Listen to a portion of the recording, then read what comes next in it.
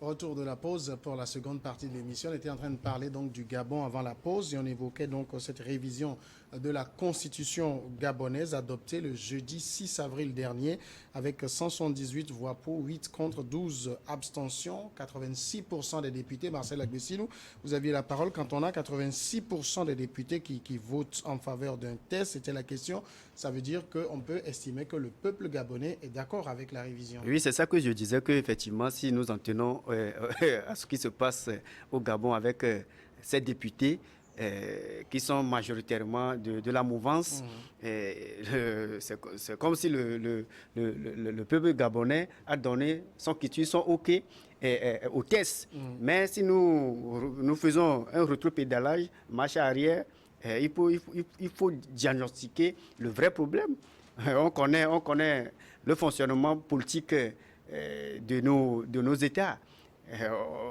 Il y a la réalité ailleurs, on fait autre chose. Gabon, c'est un régime du père en fils. C'est un régime qui a fait la jurisprudence et ils ne sont pas tellement nombreux dans la sous-région.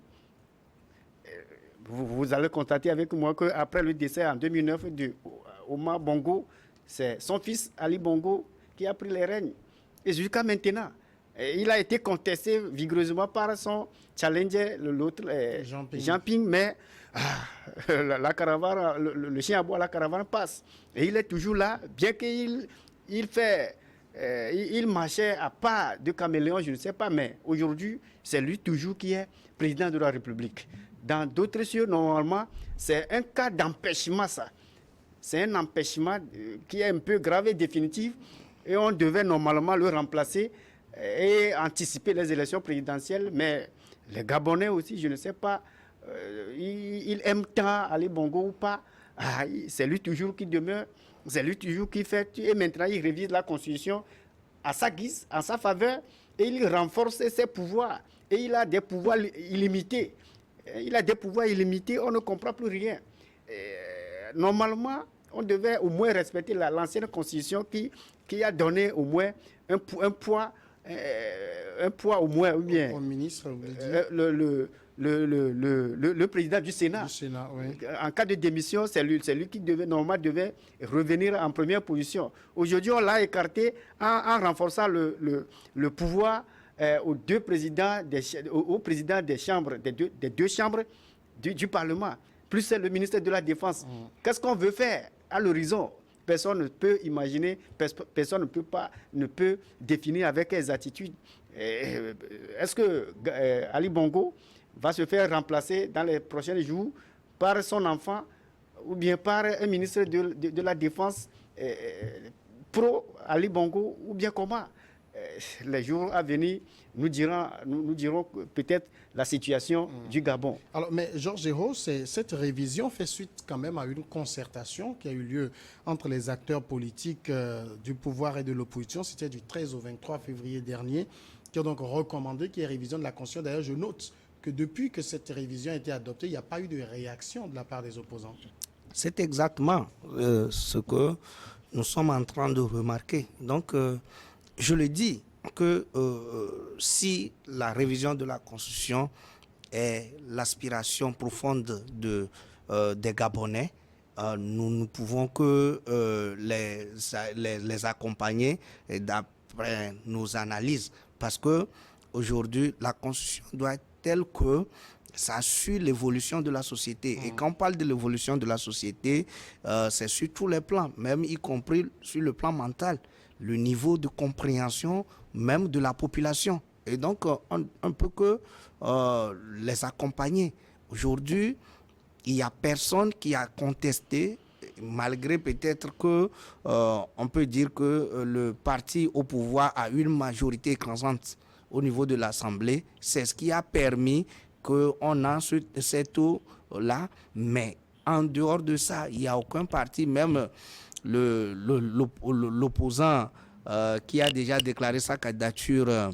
Oui, Bertrand Zibi. Bertrand ne s'est même pas encore prononcé. Et donc, du coup, si ça permet aux Gabonais de s'épanouir, c'est une bonne chose. En fait, ce que nous notons aujourd'hui, c'est que nous faisons des copies-collées. Hein? C'est Blaise Pascal qui dit la vérité en deçà des Pyrénées, erreur au-delà. Donc, nous ne devons pas seulement copier et coller les constitutions. Nous ne pouvons pas copier et coller. Ce qui frappe aujourd'hui, c'est seulement la non-limitation des mandats. C'est d'ailleurs ce qui frappe, puisque aujourd'hui, on estime que la démocratie égale limitation de mandat. Est-ce que c'est vrai? On ne sait pas. Bon, est-ce que c'est gage de développement? On ne saurait le dire, parce que quand vous prenez la Chine, avec la non-limitation aujourd'hui, est-ce qu'on peut parler de ces pays-là, hein, comme prenons le Sénégal où il y a 2 ans après des présidents passent, ou bien le Ghana. Est-ce qu'on peut comparer le Ghana avec la Chine aujourd'hui? Non, ça veut dire en quelque sorte que ce n'est pas la limitation de mandat qui est gage de développement.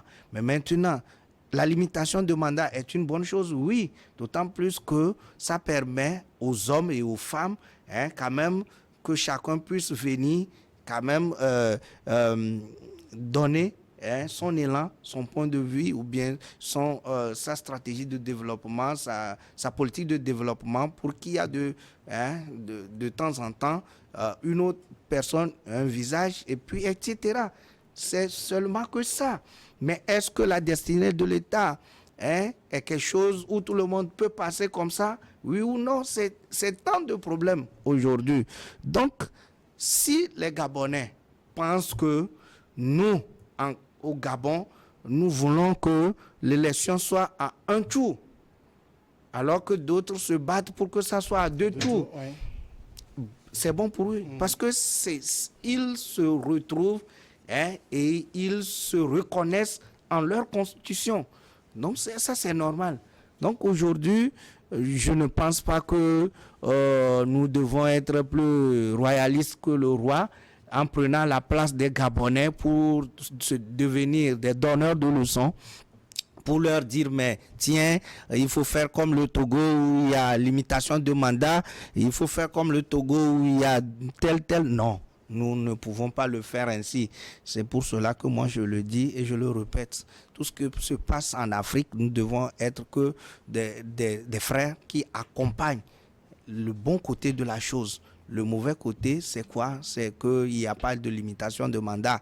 Mais, je le dis, la situation est telle qu'aujourd'hui, Ali Bongo n'a pas ses facultés physiques à 100% qui lui permettra de rester, je ne suis pas Dieu quand même, mais sans qu'il n'y ait pas de séquelles. Parce que aujourd'hui, sa situation est un peu délicate, je ne sais pas comment le dire, mais est-il qu'il puisse réfléchir pour voir, sûrement, on vient de le dire, c'est au bout d'une concertation politique avec tous les acteurs qu'on a pu sortir avec la révision de la Constitution.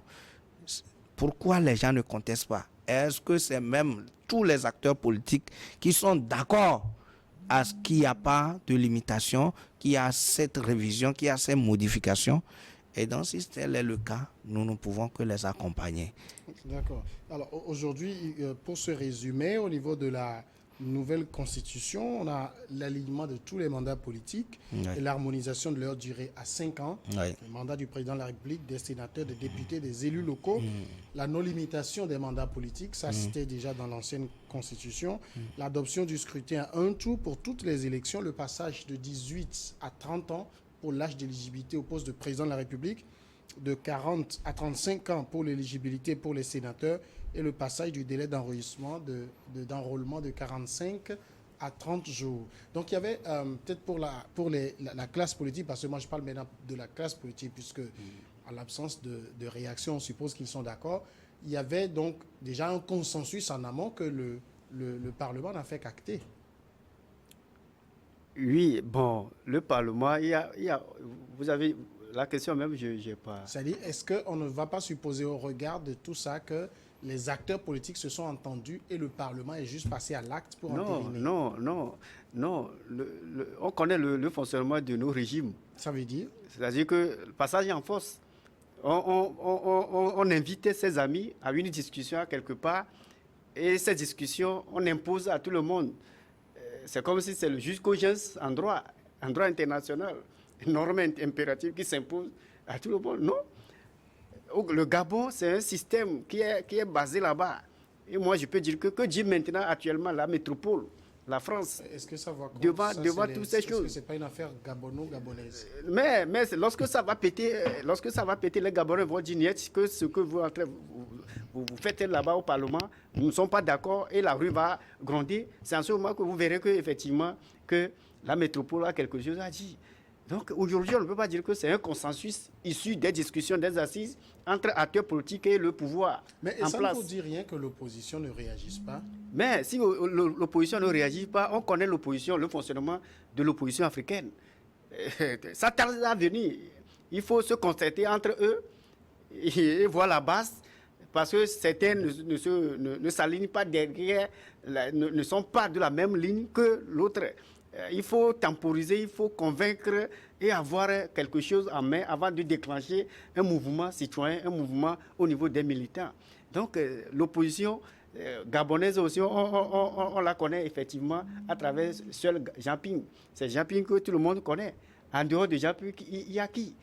Mais aussi, ce qui contraint l'opposition africaine, il y a la force brute et brutale de nos dirigeants. Si tu veux pointer trop de ton nez, peut-être on va t'écraser, on va te déposer à quelque part et chercher des chefs d'accusation contre toi seul.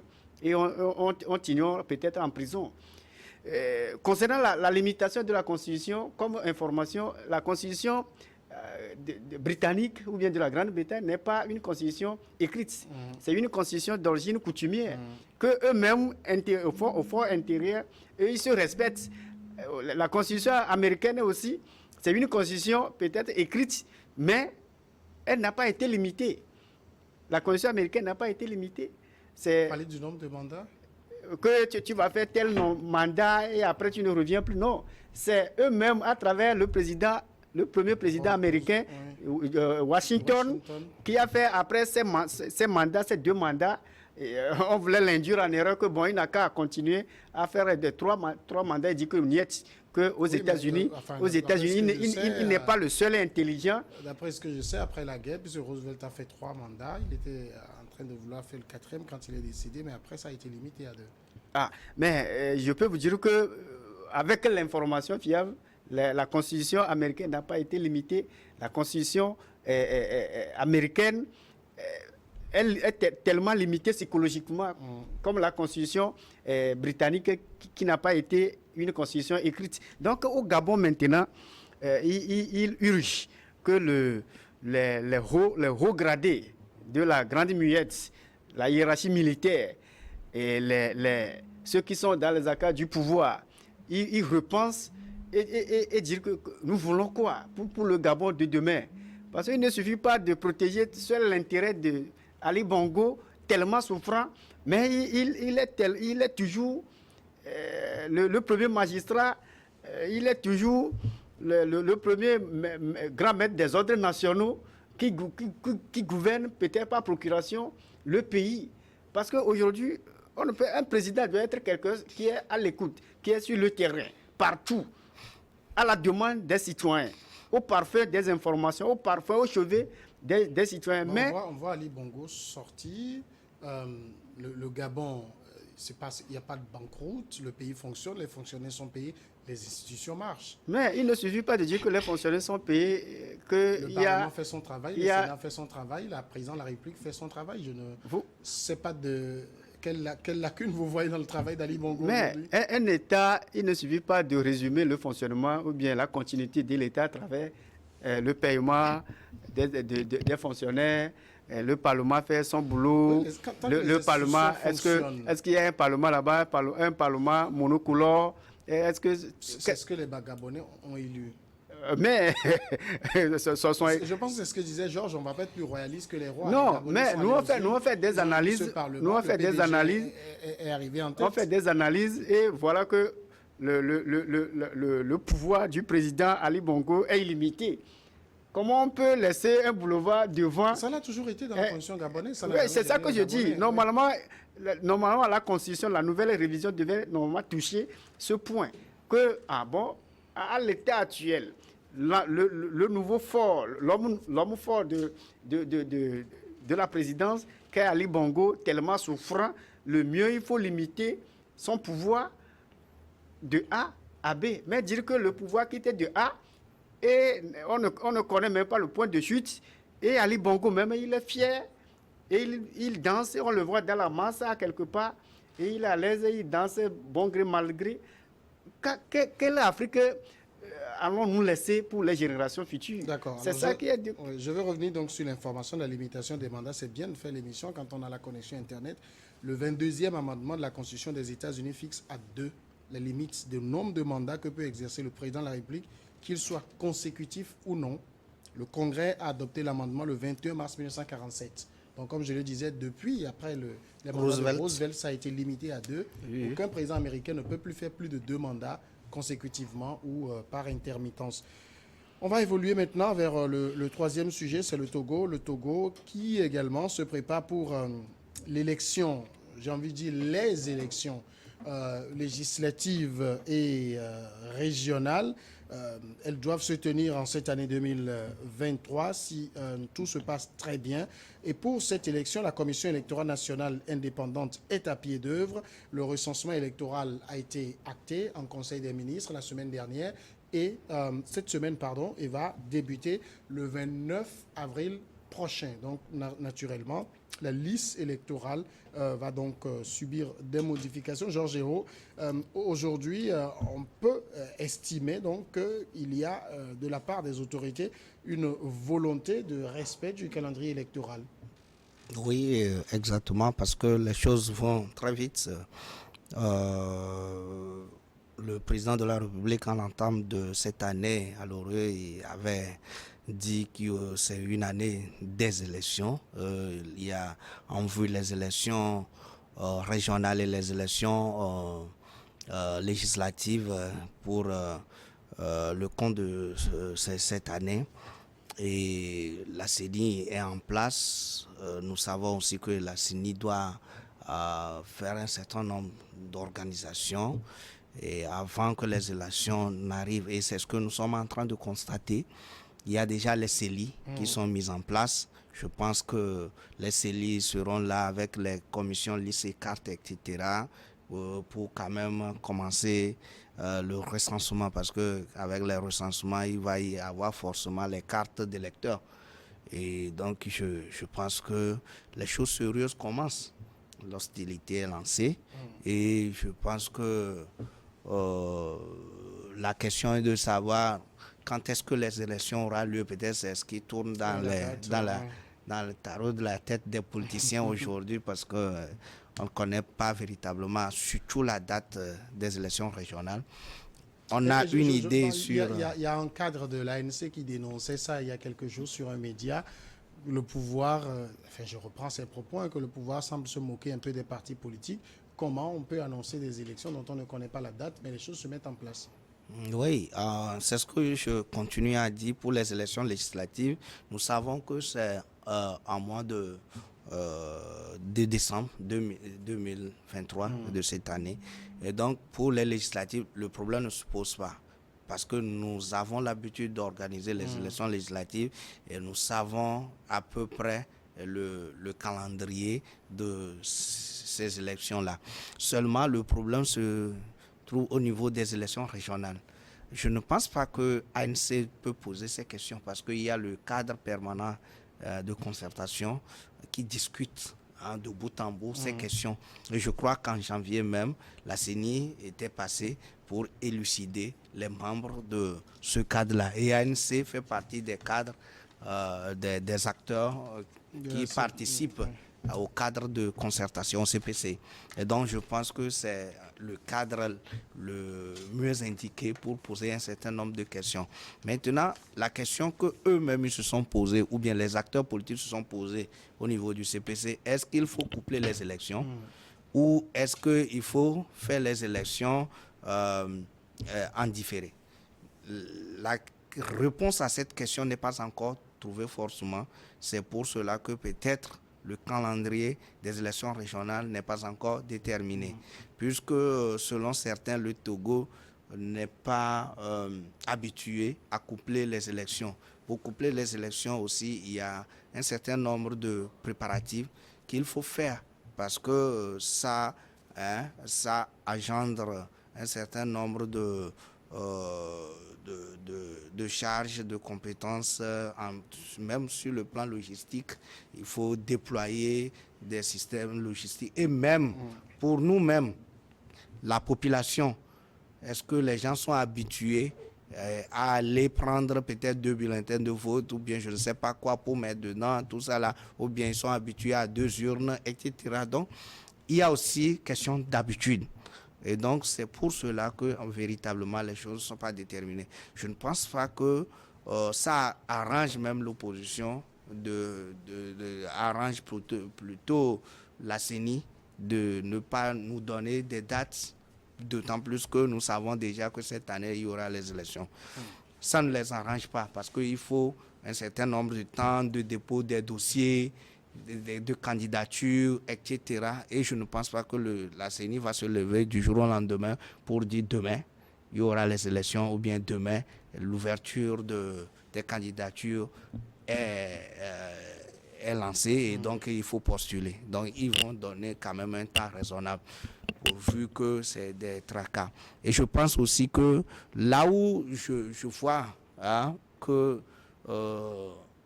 en fait l'interrogation mérite d'être posée, c'est aussi le fait de savoir est-ce que l'élection aura lieu sur tous les régionales ou non, puisque le gouvernement avait lancé une rencontre entre gouvernement et préfet, maire, etc., Cara, et qui a été reportée. Et là, on dit diagnostic du processus de la décentralisation et on a dit étape nécessaire pour amorcer les élections régionales. Maintenant, est-ce qu'il faut peut-être faire un certain nombre de diagnostics pour voir si il est opportun pour nous d'aller encore aux élections régionales cette année ou non? Toutes ces interrogations-là, je pense que c'est ce qui n'a pas encore été élucidé et dans les jours à venir, nous aurons quand même les informations pour savoir, pour être déterminés sur ces questions. Alors, Marcel Agbessinou, quand on dit que le recensement électoral va commencer le 29 avril, ça veut dire que du côté de la Commission électorale nationale indépendante, on a fait un grand pas parce qu'on a vu les CELI être mis en place, les membres des CELI également ont été nommés récemment. Est-ce que ça veut dire, en même temps que du côté des partis politiques, on est prêt pour affronter ces joutes électorales? Les partis politiques, lesquels?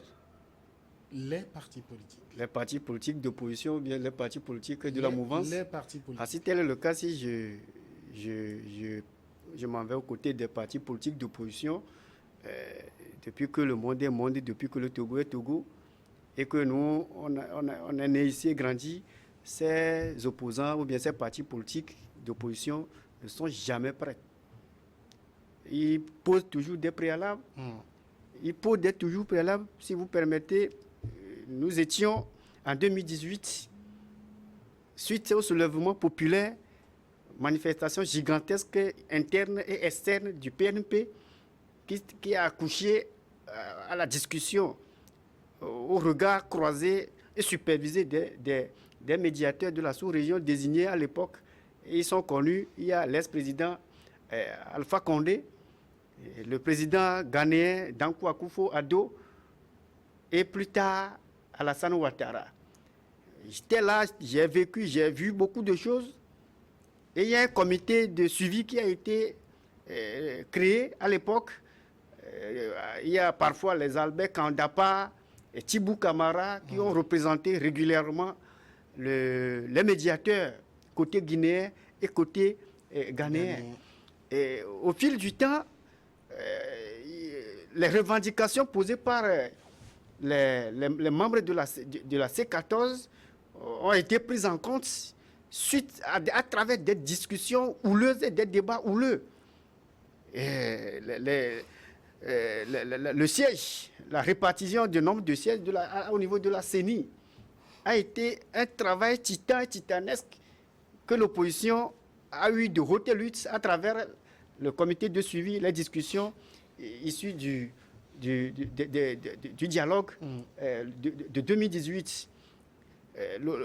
Ils ont eu des difficultés, mais avec l'aide d'Alpha Condé, on a pu renvoyer le représentant de l'UFC à la CENI et faire place maintenant nos amis de l'opposition. Et la soirée là a été une soirée très, très festive au niveau de la salle Evala à l'hôtel du 2 février, au moment où le président de la commission de la CEDEAO, l'ancien président d'ailleurs, son nom, Jean-Claude Kassibrou, il a lu le communiqué la soirée là, et l'opposition a eu 5 de la majorité parlementaire et 5 de la mouvance. Et là, il y a 3 revenants au niveau des partis extra-parlementaires et 3 pour le régime aussi avec l'administration et tout fait. 17 membres de la... Ils ont eu 8-8. Et les 8-8, les revendications de l'opposition a trop soulevé là-bas en faisant des erreurs du siècle. Oui, mais revenons à la... Non, j'en viens. Oui, ça va être un peu long. Non, j'en viens, je vais de venir là depuis 2018. Je vais être court. Et les avancées là, ils ont laissé tout qu'ils ne vont plus participer à ces élections. Et l'Assemblée actuelle, c'est grâce à leur boycott que certains ont devenu députés. Et ils ont dit ils ont fait appel au peuple de ne plus se faire enrôler. Et aujourd'hui, tout le monde connaît les conséquences. Et si aujourd'hui les élections sont encore déclenchées, la machine est toujours en marche et l'opposition est un peu divisée plus qu'avant, il faut voir est-ce que ces opposants, est-ce qu'ils savent ce qu'ils cherchent? Bon nombre de la masse, les micro-trottoirs en disent long. Parfois, c'est des attaques entre eux même, soit parfois c'est un prélat que je salue avec respect, qui aussi pose des conditions. Ce que Monseigneur Quadro aussi a soulevé la fois dernière, c'est une condition à ne pas négliger, c'est un préalable que quiconque qui oserait prendre son nom pour des élections à venir, il le trouvera sur son chemin. Parce qu'on n'a pas encore vidé le contentieux électoral né du 22 février 2020. Mais en tant que juriste, moi je peux vous dire qu'avec certitude qu'une fois que la Cour constitutionnelle a validé une élection, ou bien a validé les contentieux et a définitivement validé ou bien a proclamé les résultats globaux, il faut dire que l'affaire là est déjà close. Mais je ne sais pas si avec des discussions politiques, l'opposition ou bien les membres de la dynamique, Monseigneur Quadro, il peut avoir quelque chose à travers le contentieux né du 22 février 2020. Il y a des discussions politiques aussi qu'on ne peut pas à ne pas négliger. Mais l'opposition, elle est prête. Je peux dire que aujourd'hui, la situation est à leur désavantage. C'est-à-dire? Parce que l'opposition est invisible et irréelle. On ne le voit pas aujourd'hui. Sauf quelques entités regroupées en la dynamique Monseigneur Quadro. Mais si aujourd'hui l'ANC, qui était un grand parti, et au jour au lendemain, à travers les élections du 22 février 2020, a récolté les 4%, et a accepté d'aller au niveau du Sénat, ou bien CPC, discuter des contours des élections maintenant, et revenir dire d'autres choses. Il faut dire qu'on n'est pas conséquent, on n'est pas conséquent envers sa parole. On mélange les pédales qu'est-ce qu'on veut concrètement? Est-ce qu'on veut quelque chose? Son contraire, tu ne peux pas aller à une discussion et c'est de là vous devez poser vos conditions. Mais vous revenez et vous dites autre chose à la population. Quand vous êtes net, vous êtes linge, vous êtes propre comme le linge, on ne comprend plus rien. Les discussions se poursuivent au niveau du CPC. Les partis que nous connaissons aujourd'hui, tous sont là-bas, sauf les membres de la dynamique, Monseigneur Podro. Et la CENI qui prépare les élections, son mandat est déjà arrivé à terme. Et il faut renouveler les organes de la CENI. Avec qui? Il y a certains partis qui ne sont pas l'Assemblée nationale, mais ils ont le culot, ils ont cette chance à l'absence des vrais. Ils prennent leur place à la CENI. C'est un fait de vrai, de faux. C'est au Togo qu'on a. Non, c'est-à-dire que tu n'es pas député. C'est le Parlement qui définit la répartition des sièges au niveau de la CENI. Mais il y a certains partis politiques aujourd'hui dans l'opposition qui ne sont pas la CENI. Mais ils prennent la place là. Ce qui devait revenir de droit à ceux qui siègent, mais d'une raison ou d'une autre ne sont pas dans le pays ou bien empêchés. Il y a certains partis, on dit souvent que la nature a peur du vide. Ils ont récupéré les sièges là. Il y a beaucoup de choses à faire. Au niveau de l'opposition, c'est compris. Georges Hérault, vous êtes quand même dans l'opposition. Est-ce qu'aujourd'hui, on estime qu'au regard de ce calendrier qui se dessine, on ne connaît pas la date, mais on sait que peut-être après le recensement, je ne connais pas les prochaines étapes, mais une date va être annoncée dans les prochaines semaines. Est-ce qu'on se dit, ce combat, on est prêt pour le mener? Avant de répondre à cette question, je voudrais quand même attirer l'attention du juriste sur un certain nombre de ces déclarations. En fait, j'ai compris que c'est ceux qui boycottent les élections qui sont appelés des oppositions. Non, des opposants ou bien des oppositions, non. J'ai comme l'impression que ce sont ceux qui forment ces 14 qui sont appelés opposition. Parce qu'il a dit même entre-temps que quand les autres ont refusé d'aller aux élections, ça a permis à certains d'entrer. C'est des Togolais, c'est des partis politiques d'opposition. La charte des partis politiques du Togo dit que ceux qui ne participent pas au gouvernement sont de l'opposition. Quand il a dit qu'on a fait sortir UFC pour faire rentrer d'autres personnes, UFC c'est le chef de file de l'opposition et d'ailleurs c'est le parti d'opposition qui a assez de députés, plus de députés au Parlement aujourd'hui. Et c'est l'opposition. C'est l'opposition. Et puis aujourd'hui, la CENI a été déjà renouvelée. Et c'est depuis, je crois, dans le mois de mai ou bien que je n'ai pas l'idée, mais c'est depuis l'année passée que ça a été renouvelé.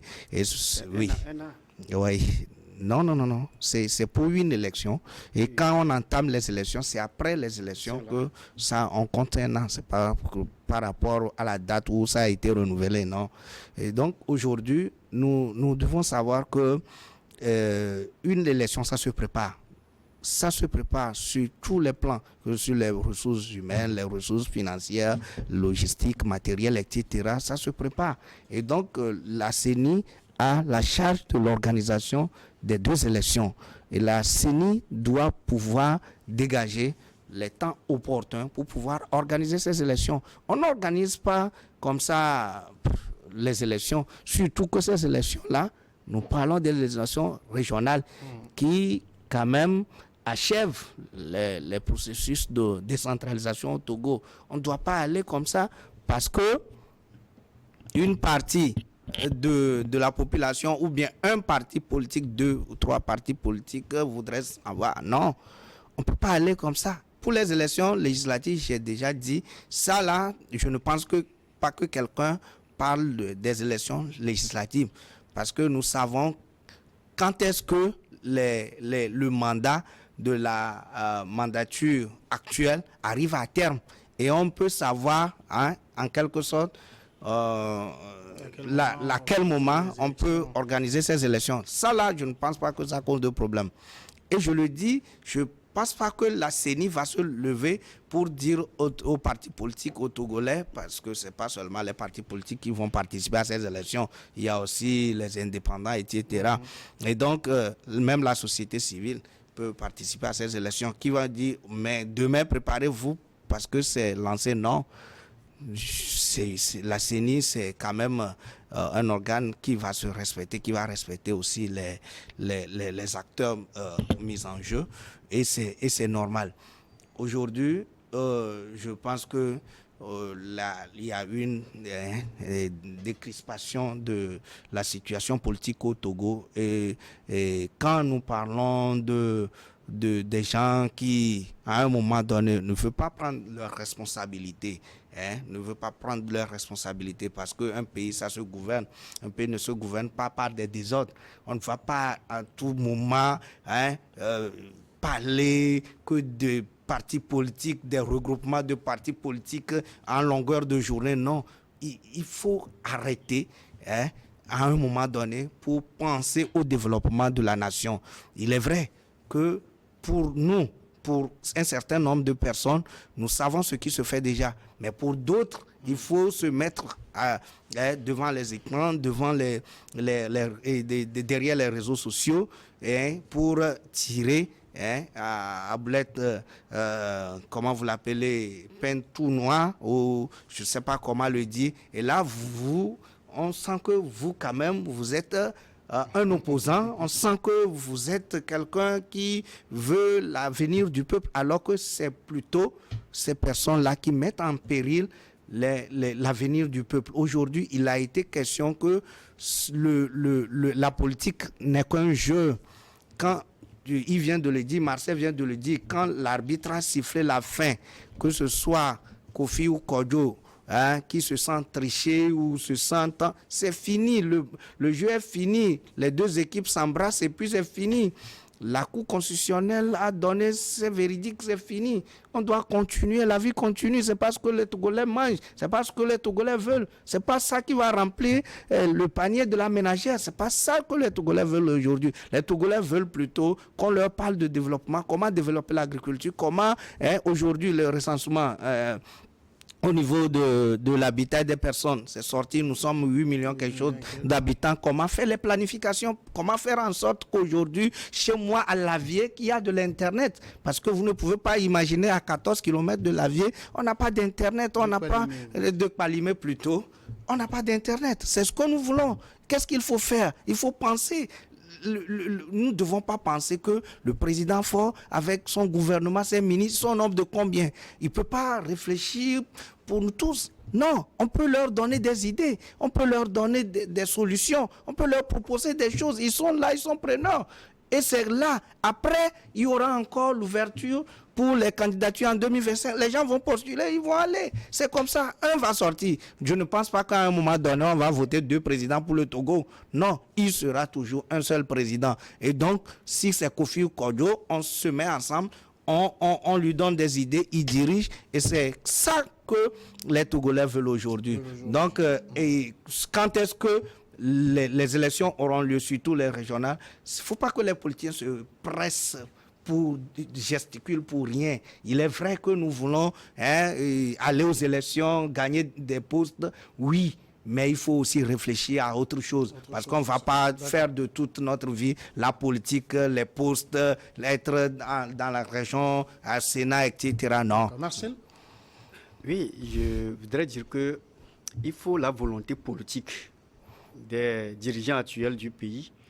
Il faut l'ouverture. Il faut que les élections soient inclusives. Il faut la décrispation. Parce que le climat politique actuel, à l'état actuel, ça n'arrange pas, soit que ce soit le pouvoir, que ce soit l'opposition en général.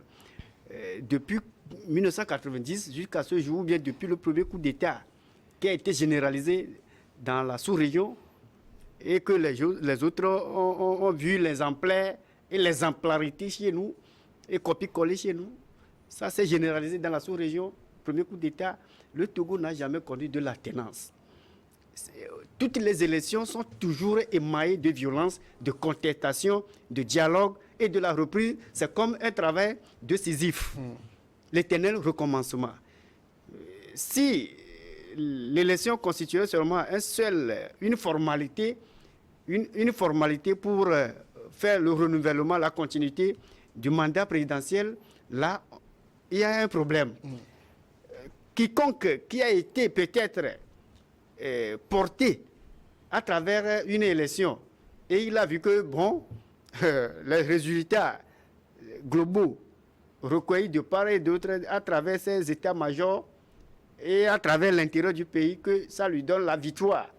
Et au jour au lendemain, la personne là se retrouve bredouille chaque année, chaque 5 ans, de différents candidats.